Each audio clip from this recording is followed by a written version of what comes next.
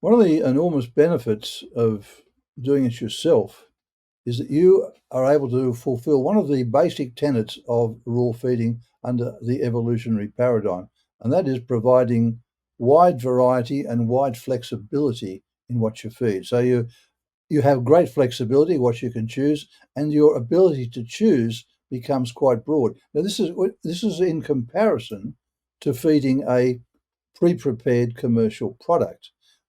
Because when you feed a pre-prepared commercial product, you are absolutely tied to what they are prepared to put in the food. Now, sometimes they use bones, and sometimes those bones are in a format that you would be happy with, just ground up bones. Sometimes they don't. They just add a calcium supplement because they think that replaces bones, which of course it doesn't.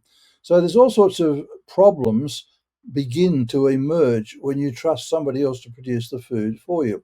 But what you can do, of course, is feed different products from different commercial producers. But that becomes pretty complicated, doesn't it? To go about looking at all their products and choosing which ones they're going to feed this week and so on and so forth.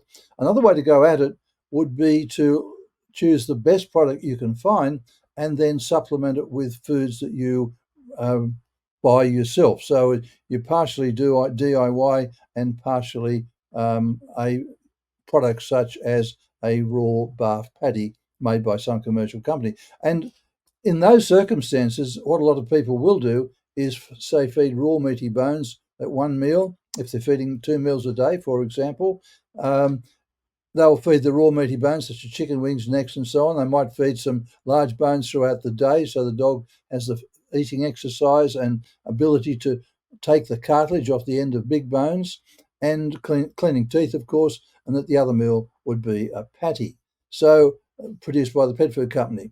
But again, all of this, even the choosing of pet food companies that you're going to use, is very much dependent upon your understanding of the raw paradigm. So once again, this is something I've been at great pains to teach people over the years, and a lot of that's also in the DIY course that we produce. So let me emphasize once again that if you want really great flexibility in feeding your dog based on what's in season and what's locally available, and you want that variety, which is such an important part of the raw paradigm, making sure that every nutrient your dog requires is going to be available, then go the DIY course. If you're able, you have the time and the inclination to do that, it is the gold standard.